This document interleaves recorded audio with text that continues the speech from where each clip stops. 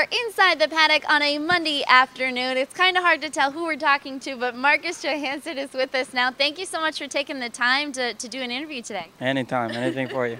So please begin by giving us some background on yourself, where you're from, where you first got involved with the sport of harness racing. Well, I'm from Sweden originally, and my father was an owner over there, and that's how I got into the sport. How old were you when you first got behind a horse? Around 10 or 12, I believe. Yeah, so I started kind of early, yeah. And was it something you knew that you'd be doing the rest of your life, or was there any ever doubt for you that you might choose another path? No, I love the animal and I love the horses, so it was a passion for me right away. So how did you get hooked up with coming over to the U.S.?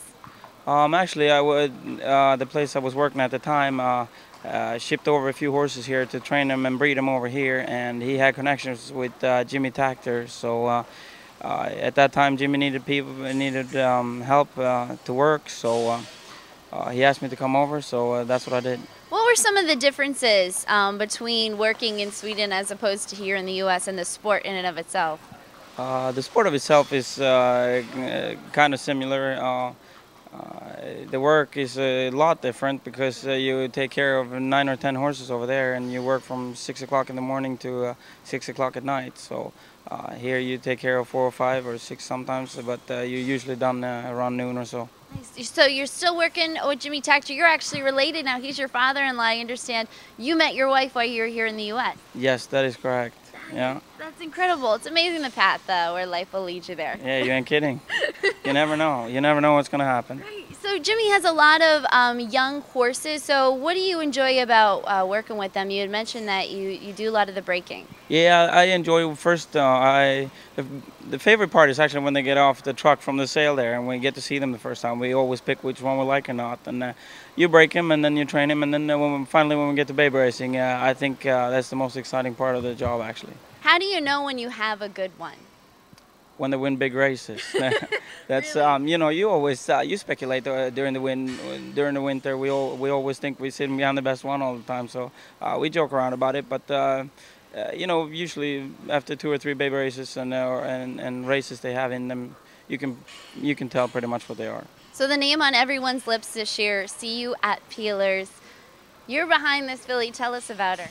Well, I'm like I used to say, I'm running out of words to describe her, but she's just a great animal and a unique horse, and what is there to tell? I mean, she shows everyone what she is on the track, and I'm just blessed that I sit behind her. Do you feel any added pressure now that she keeps going kind of undefeated? Do you feel any differently when you head out there?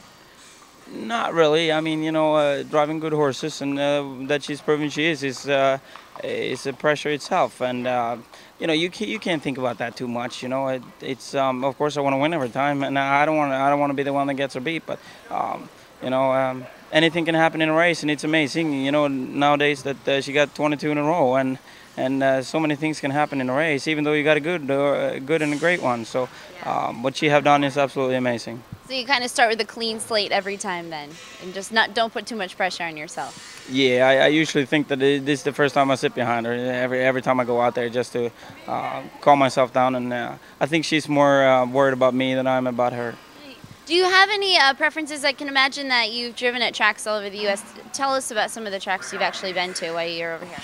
Yeah, I love it here at Pocono. Maybe not so much when it's raining, but you get money all over. But this track is maybe the best track in North America, and we love to come here. I mean, this is great for the babies, and I don't know any better track. I mean, travel around in New York, people are always nice and everything like that, and really here I can't say there's a bad place. Do you have a preference with a 5/8 mile track, a half mile, a mile?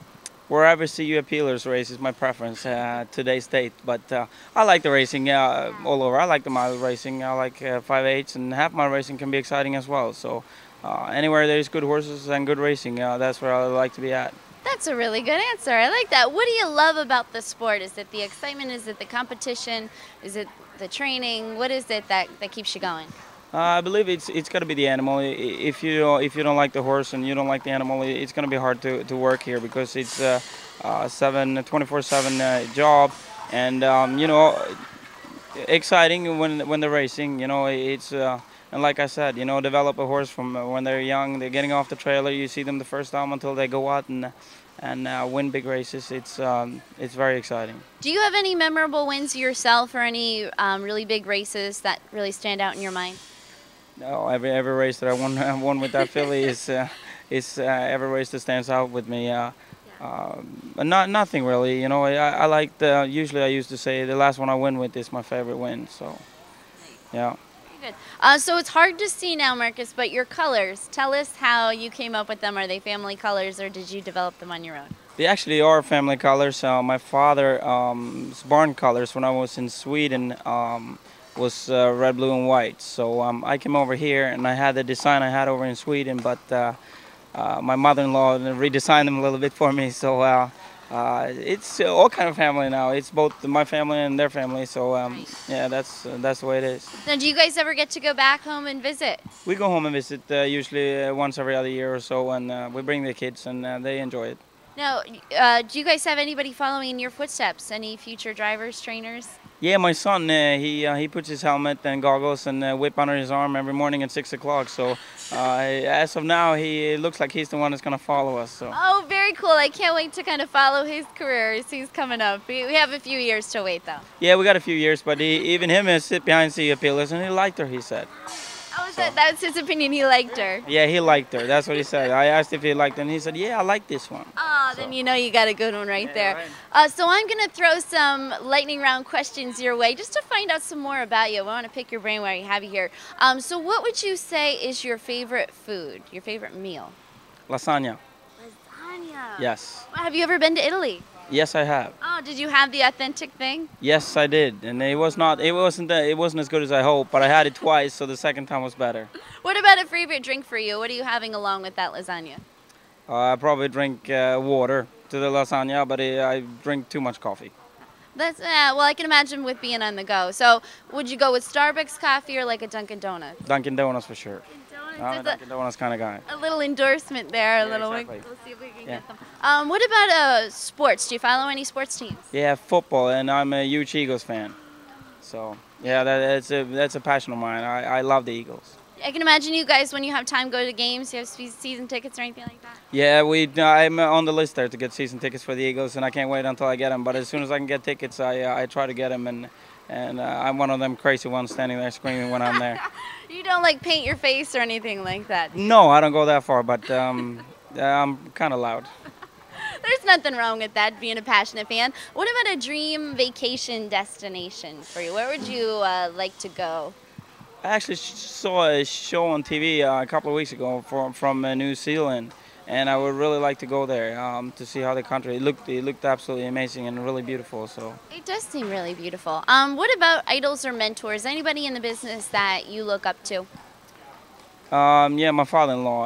I don't know where he gets his work ethic from. I really don't. He wakes up early every morning and he's coming to the barn and work his butt off, so to speak, all day long. And yeah, I really look up to him for that. I don't know what motivates him really. I mean, he's won every race that you can win, and I really look up to him for that. Marcus, thank you so much for taking the time to do the interview. We wish you luck throughout the season. Hopefully we can catch up with you again soon before your son starts driving. Absolutely. Thank you so much.